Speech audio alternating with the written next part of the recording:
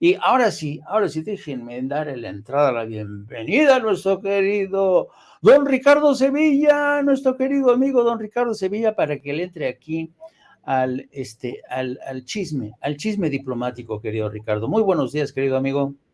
Buenos días, querido Jaime, público memorioso. ¿Cómo estás? ¿Cómo te encuentras? Pues aquí, oye, hace frío, ¿no? Hace frío, andan los pingüinos desatados, ya empezó a salir el sol. ¿Tú todo bien?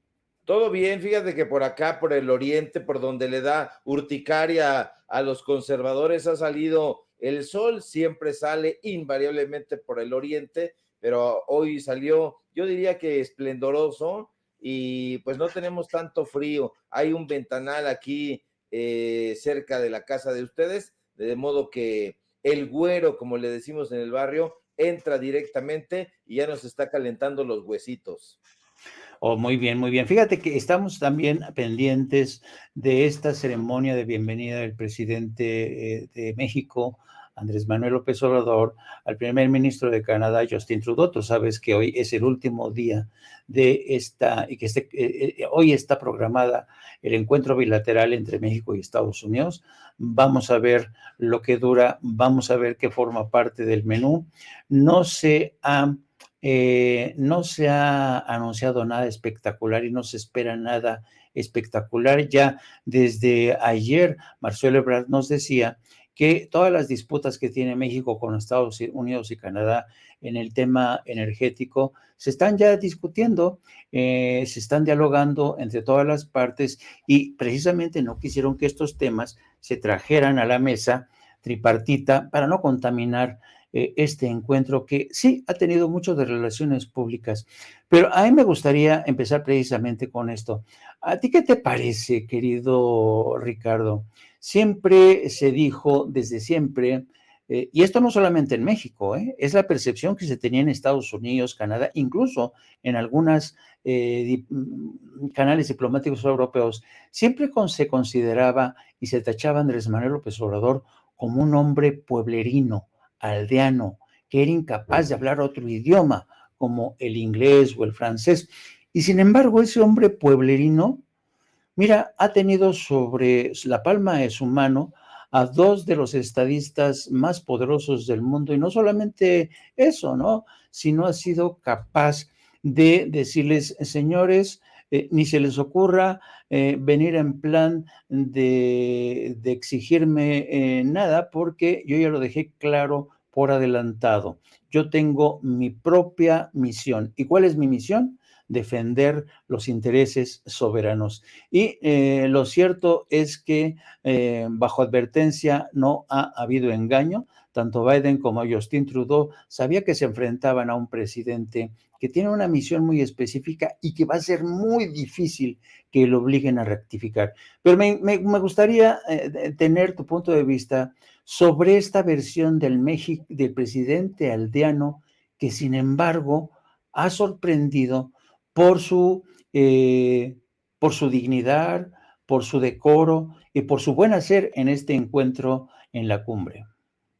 A mí me parece que desmonta un viejo mito, un viejo montaje, que es justamente lo que inventaron en 2005, previo a la carrera presidencial en ese momento, hacia 2006, pues se creó aquel mito justamente que hablaba del presidente López Obrador, hoy presidente, en ese momento candidato, eh, pues que era justamente un pueblerino y que si llegaba a ser presidente de México iba a enfrentarse, a conflictuarse sin remedio alguno con Estados Unidos. Lo veían como una especie de enemigo, como un personaje aldeano que no podría relacionarse con estas grandes potencias, ni con Canadá, ni con Estados Unidos.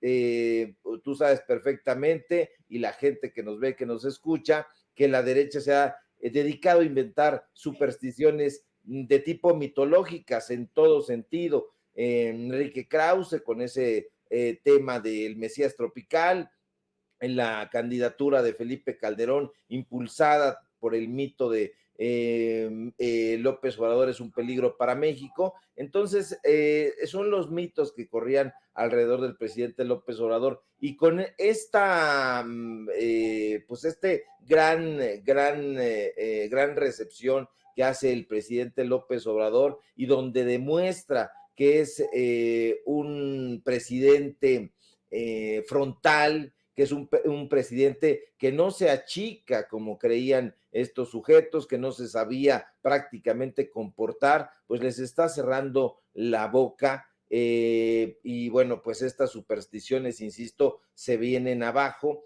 El presidente López Obrador ha tenido un gran acierto o varios aciertos, y prácticamente estos personajes se han visto en el ridículo atroz. ¿A qué personajes me refiero? A estos voceros del corporativismo, a estos pseudoperiodistas, pseudointelectuales, pseudoanalistas que están en estos medios de comunicación, grandes, portentosos, si se quiere, con una, pues con una soberbia tremenda, hablando de esto y aquello, tratando incluso de desacreditar la reunión por completo. Y no, le ha salido muy bien la cumbre de los líderes de América del Norte al presidente López Obrador. Se ha estado hablando de integración económica, se están abordando temas de migración, de seguridad. A mí me parece esto fundamental. López Obrador en ningún momento se ha visto desconcertado, no se ha visto extraviado en su propia camisa, como sí lo estuvo Enrique Peña Nieto, como en su momento lo estuvo incluso el propio Ernesto Zedillo, que es héroe de los neoliberales. El papel que ha desempeñado incluso Beatriz Gutiérrez Müller es sumamente relevante y soberbio si se le compara con Nilda Patricia de Zedillo, si se le compara con Margarita Zavala, con Marta Sagún, con la propia Angélica Rivera. Entonces a mí me parece que este mito de aldeano, de pueblerino, de un personaje que no iba a saber responder frontalmente a los desafíos que representaba la presidencia de la República de un país como México, han quedado desbordados, se han ido por la alcantarilla, y esos personajes, pues bueno, tendrán que seguir atizando mitos, porque esos viejos mitos, esas viejas supersticiones han quedado completamente superadas. Bueno, y antes de que le demos paso a tu sección de todos los miércoles, quiero agradecer a nuestros moderadores Karen Ruda y Cursi, que siempre está ahí pendiente en el chat de moderadores, y también nuestra querida Silvia Torres. Y vamos, mientras esperamos, querido amigo, ¿qué te parece si nos vas desmenuzando tu investigación? Perdón, aquí se me coló Nico, que siempre está, cuando no es Nico, es el otro. Espérate, tranquilo, es Yago, por favor, tranquilo, Yago. Es un chihuahua, querido Ricardo, que tú sabes que Yago, mi perro chihuahua, es el ideólogo de cabecera de nuestro programa No Apto para Cínicos. Te pido disculpas por esta interrupción. Y ahora sí, te damos paso para tu investigación de cada miércoles, y en caso dado de que nos interrumpan de Palacio, le damos paso, pero seguimos con tu sección. Adelante, querido Ricardo. Claro que sí, querido Jaime, pues un saludo también ahí a Yago. Y bueno, hoy hablaremos sobre corrupción. Siempre hablamos y desmenuzamos y exhibimos a la corrupción, y hoy toca a un líder sindical, porque tras el accidente ocurrido en la línea 3 del metro capitalino, que sucedió la mañana del sábado pasado y cuyo saldo fue una joven muerta y 57 personas heridas, han surgido una serie de señalamientos que apuntan a que esta tragedia podría tratarse de un acto intencional realizado con fines políticos. De hecho, la secretaria general de Morena en la Ciudad de México, Lourdes Paz, a través de sus redes sociales, salió a decir que no quería pensar que son capaces de sacrificar inocentes por regresar a sus privilegios, pero que el accidente de la línea 3 del metro podría haber sido un boicot. Los señalamientos, querido Jaime, sin ir más lejos, han recaído sobre Fernando Espino Arévalo, líder del Sindicato Nacional de Trabajadores del Sistema de Transporte Colectivo, pero más allá de barruntos y suposiciones, lo cierto es que estos señalamientos han servido para dejar al descubierto la red de corrupción y nepotismo que desde hace décadas, sí, décadas, ha tejido Fernando Espino, un político, por cierto, michoacano de 73 años, que este 2023, agárrese, cumplirá 45 años enquistado como líder del sindicato del metro. La historia personal de Espino Arévalo, querido público memorioso, está llena de brumas y tinieblas. Se supone que de 1969 a 1975, este longevo líder del sindicato del metro cursó la carrera de ingeniero mecánico electricista en la Escuela Superior de Ingeniería Mecánica y Eléctrica del Instituto Politécnico Nacional. Se supone. Sin embargo, aunque Arévalo ostenta el título, desde hace años, el Instituto Politécnico Nacional ha pretextado que no encuentra el historial académico que sustente que en efecto Fernando Espino haya cursado dicha carrera. Pero más allá de la mácula que ensombrece su paso por la academia, Fernando Espino lleva más de 4 décadas al frente del sindicato del metro y eso lo coloca al lado de líderes charros como Fidel Velázquez, que, como tú sabes, querido Jaime, encabezó por más de 50 años la CTM. Y claro, Francisco Hernández Juárez, quien lleva ahí haciéndole ya la competencia 46 años liderando el sindicato de telefonistas. Ahora bien, para nadie es un secreto que los sindicatos en México se han vuelto un problema serio para la democracia en nuestro país. Y aunque nadie se atreva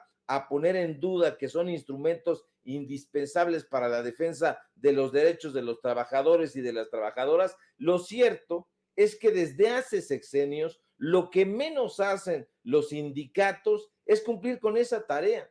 En el peor de los casos, la mayoría de estas organizaciones operan como grupos mafiosos o grupos de presión cuyos objetivos no son apoyar a sus agremiados, sino obtener beneficios personales para sus líderes. Y justo ese es el caso de Fernando Espino, quien a lo largo de su añeja estancia en el sindicato del metro, donde arribó, por cierto, en 1978, ha logrado ingeniárselas para celebrar alianzas y contubernios con todos los regentes del Departamento del Distrito Federal y con casi todos los jefes de gobierno de la Ciudad de México, casi todos, porque no lo logró con el actual presidente López Obrador, e incluso Espino Arévalo pues hizo una alianza con el propio Enrique Peña Nieto cuando fue candidato del PRI Televisa. Ahora, durante la jefatura de gobierno de Miguel Ángel Mancera, Fernando Espino logró estrechar tanto su relación con el actual senador perredista que muchas personas hablaron del surgimiento de una luna de miel entre el gobierno de la Ciudad de México y el sindicato del metro. De hecho, Mancera y Espino, tú lo recordarás, fueron quienes idearon crear el polémico fideicomiso maestro del sistema de transporte colectivo, conocido como FIMetro, que quedó oficialmente constituido el 14 de octubre de 2014 a raíz de la entrada en vigor del incremento, ese incremento que tanto laceró el bolsillo de la gente que vivimos en el área metropolitana y que se hizo el incremento a la tarifa del servicio conforme a lo que había acordado justamente Mancera, en ese momento jefe del entonces Distrito Federal. Ahora, Pese a que las cifras del gobierno mancerista hablaron de una recaudación de 2.700 millones de pesos, al poco tiempo se supo que la recaudación por el aumento del boleto había sido mucho más jugosa, 2.449 millones de pesos en 2014, 2.517 millones de pesos en 2015, 2.910 millones de pesos en 2016, 2.833 millones de pesos en 2017 y 2.904 millones de pesos en 2018, justo cuando sale Mancera de la jefatura de gobierno. La pregunta es, y ha sido, ¿dónde fue a parar todo ese dinero que supuestamente pretendía ser invertido en obras y mejoramiento en las 12 líneas del metro? Fue un cuestionamiento que durante toda la gestión mancerista se repitió en diferentes espacios. No obstante, es una pregunta que hasta el día de hoy ni Miguel Ángel Mancera ni Fernando Espino han logrado responder con claridad. De hecho, Fernando Espino, de acuerdo con fuentes que trabajan en el sistema de transporte colectivo, es un chapulín que no tiene ningún reparo en cambiar de partido político. Y en efecto, así lo es. Fernando Espino ha formado parte del grupo parlamentario del Partido Verde Ecologista de México, del grupo parlamentario del PRI, como usted está viendo en su pantalla. Ahora, si nosotros revisamos su gestión en el Congreso de la Unión, nos vamos a dar cuenta que el tipo no aparecía en ningún momento, y aquí usted puede ver cuando vemos el sentido del voto, por ejemplo, tomamos 2 mesecitos nada más, septiembre y octubre de 2010, y usted está viendo ahí que no se presentó a las sesiones en todas, el sentido del voto fue nulo. ¿Por qué? Porque estuvo ausente el señor. En las 10 de sesiones para votar en septiembre de 2010, el señor, el actual líder que pareciera vitalicio del sindicato del metro, estuvo ausente, no apareció. Ahora, aquí hay algo muy interesante, Jaime, público memorioso. Ha habido un clima de linchamiento que se ha más o menos pausado con lo de la cumbre entre los gobiernos de México, Canadá y Estados Unidos, pero es este clima de linchamiento en torno a la jefa de gobierno, Claudia Sheinbaum, ha dado paso rápidamente a lo que dijera Santiago Krill, el sospechosismo de la opinión pública. ¿Por qué? Porque ha habido una serie de entrevistas sincronizadas a Fernando Espino. Lo han entrevistado en imagen, Pascal Beltrán del Río, lo han entrevistado en Latinus, lo han entrevistado en W Radio, lo han entrevistado prácticamente en todos los medios de comunicación corporativos, y él siempre lleva agua para su molino. Este personaje que ha sido, insisto, señalado como posible autor intelectual de estos accidentes, hay que subrayarlo como posible actor intelectual, porque es lo que se está manejando. Bueno, pues es un personaje que, lejos de estas sospechas, es un sujeto que ha estado inquistado en sí, insisto, durante 45 años en ese puesto. Y eso no es todo, porque este sujeto tiene 3 exesposas, a 4 de sus hijos, a una hermana, a 3 cuñadas y a 2 sobrinos en la nómina del sistema de transporte colectivo. Los 13 cobran un total de 3.435.000 pesos al año. Este líder sindical pues está incluso contratado como subjefe de departamento AN14, y se supone que percibe un salario de 23.139 pesos mensuales, pero no es así.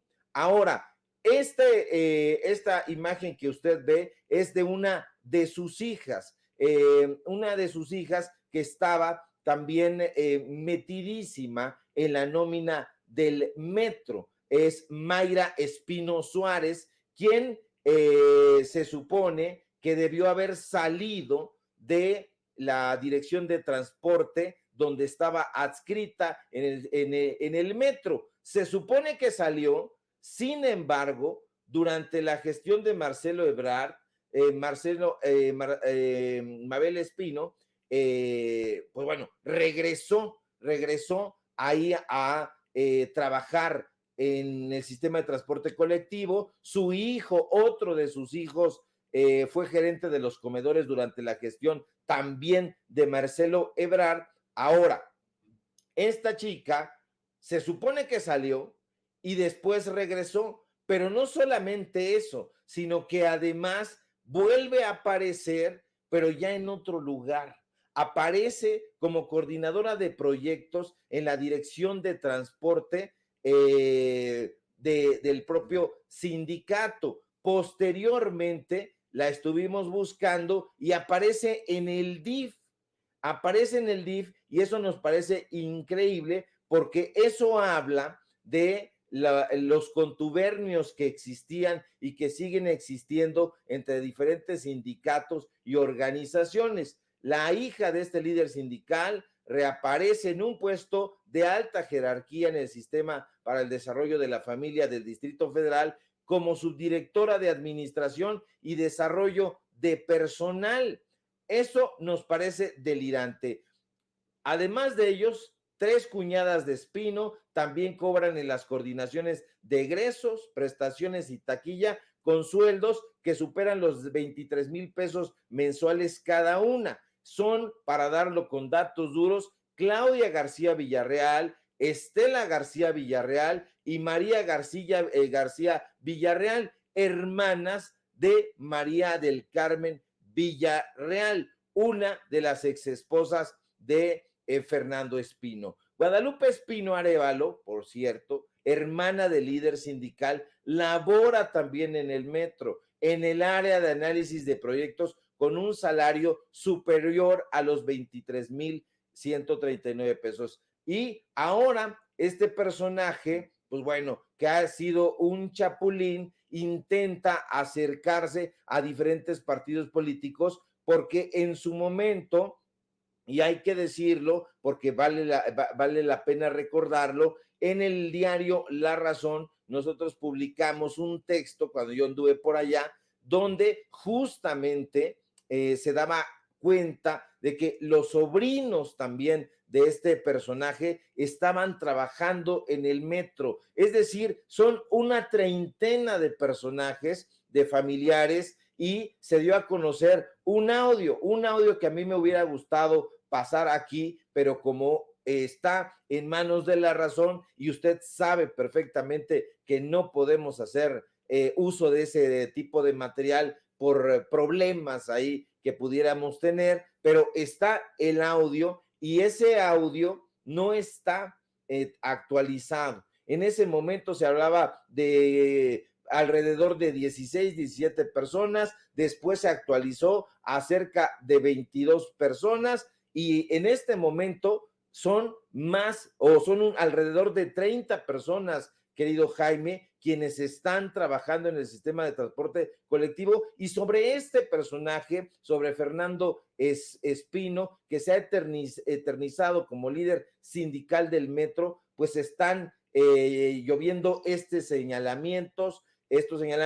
pues los mismos delegados sindicales están señalándolo, están hablando de que podría haber existido, como apunta esta política de Morena, que pudiera haber una relación ahí. Nosotros no lo podemos asegurar, presentamos los contubernios que sí tiene y que ha celebrado durante años. O sea, prácticamente estamos hablando de que ha tenido amistad con Manuel Camacho Solís, amistad con Óscar Espinosa Villarreal, amistad con Rosario Robles, con Cuauhtémoc Cárdenas, con muchos personajes que en su momento fueron jefes de gobierno o regentes capitalinos, y pues ahí están, mi querido Jaime, público memorioso, los datos duros sobre este cacique del sindicalismo en México, un personaje que ya le está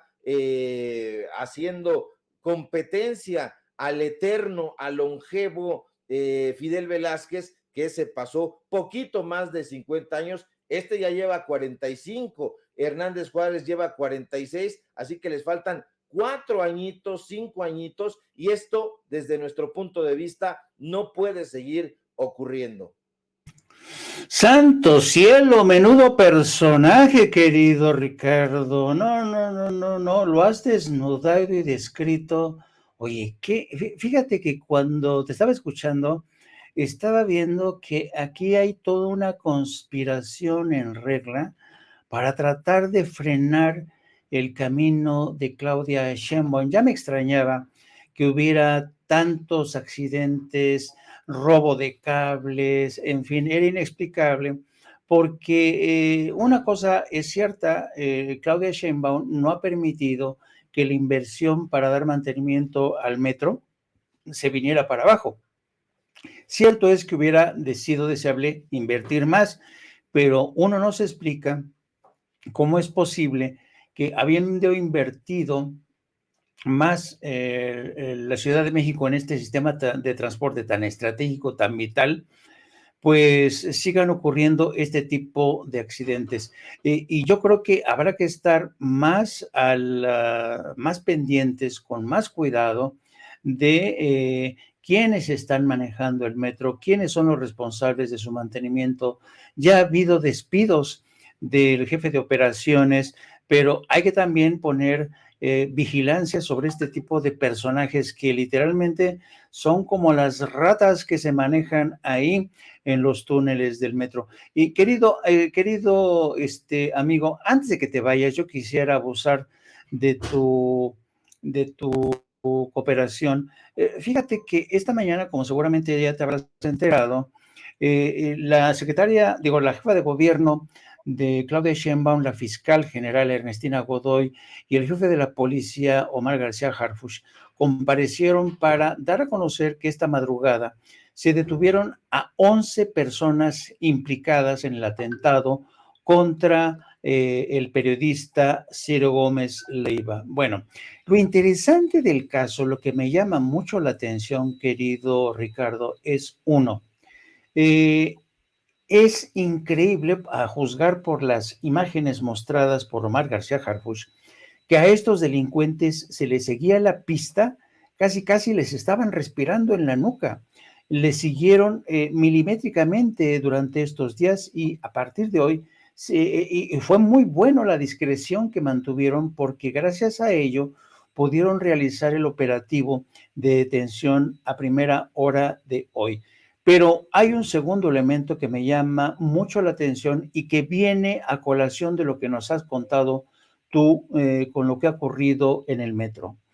Estos miembros del crimen organizado operan, querido Ricardo, sobre todo en la Ciudad de México y en el Estado de México.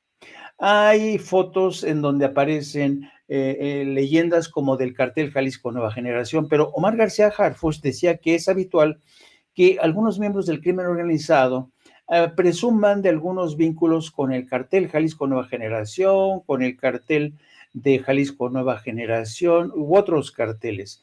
Pero lo increíble, lo impresionante es el seguimiento que han hecho. Realmente nos ha presentado una composición de escena en donde los vemos en elevadores, con el tipo de ropa que usaban, los siguieron minuciosamente, hicieron un rompecabezas de estas imágenes que les permitió vincularlos. Pero lo interesante y que me llama mucho la atención, querido amigo, es que todos y cada uno de ellos operan en la Ciudad de México y operan en temas de extorsión, pago de piso, menudeo de droga, Y entonces, ¿quién controla en la Ciudad de México? ¿Quiénes son los carteles que controlan en esta ciudad este tipo de crimen? Y sobre todo, ¿qué políticos en la Ciudad de México están vinculados o tienen vínculos con este tipo del crimen organizado asentado en la Ciudad de México?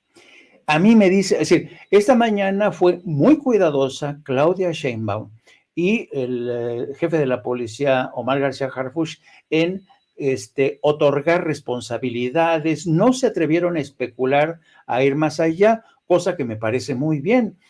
Tampoco Ernestina Godoy no quiso especular sobre los vínculos, sobre todo la intención de este atentado, cuáles fueron los móviles de este atentado. Ellos dicen que van a ser los jueces los que se van a encargar y la propia investigación lo va a ir determinando, pero para mí es muy revelador que este grupo criminal opere fundamentalmente en la Ciudad de México en actividades que ya hemos visto que gracias a esas actividades, como es, por ejemplo, la extorsión a comerciantes, al mercadeo ambulante, ya sabemos quiénes son los alcaldes y los políticos que tienen estrechos vínculos con esto. ¿A ti qué te parece esta revelación de esta detención y las posibles derivaciones que va a surgir de esto? A mí me parece muy importante que se haya detenido a estos personajes. Me parecería mucho más revelador que estos personajes fueran interrogados adecuadamente, debidamente, respetando los derechos humanos, desde luego, pero lo más relevante sería dar con los autores intelectuales, porque eso daría cabida a que se deslindara este otro mito que ha sido el propio gobierno de la Cuarta Transformación, el que ha atentado contra la libertad de expresión, como se ha dicho por aquí y por allá en la derecha. Me parece extraordinario el trabajo de Claudia Sheinbaum, por supuesto el de Omar Harfuch, me parece muy bien. El propio Ciro Gómez Leiva en su programa lo describía como un gran personaje. Esta organización criminal está dedicada al narcomenudeo, a la extorsión y al sicariato. Y me detengo en el sicariato porque estos personajes suelen ser contratados para cometer estos crímenes, estos asesinatos, y sería la mar de interesante que, insisto, estos sujetos respondieran a los cuestionamientos de quién fue o quiénes fueron, en su caso, quienes giraron estas órdenes, porque eso aclararía el panorama, y me alegra que la jefa de gobierno diga, subraye que no habrá impunidad, que se vaya a investigar hasta el fondo. Y por supuesto, hay políticos que están inmiscuidos, desafortunadamente, unos más que otros, con el crimen organizado. Se ha visto, se ha comprobado de esa manera. Hay muchos señalamientos, hay gente que ha señalado a la propia Sandra Cuevas en la Cuauhtémoc.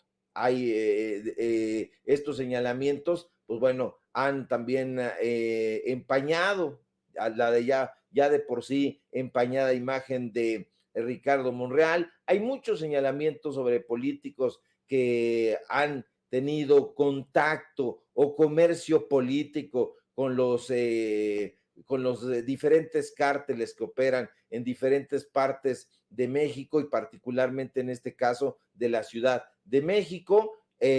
Nosotros nos seguimos congratulando de que no le haya ocurrido nada al comunicador Ciro Gómez Leiva, más allá de la desinformación que siempre esté cundiendo en sus programas. Nosotros no estamos a favor de ningún tipo de violencia, de ningún tipo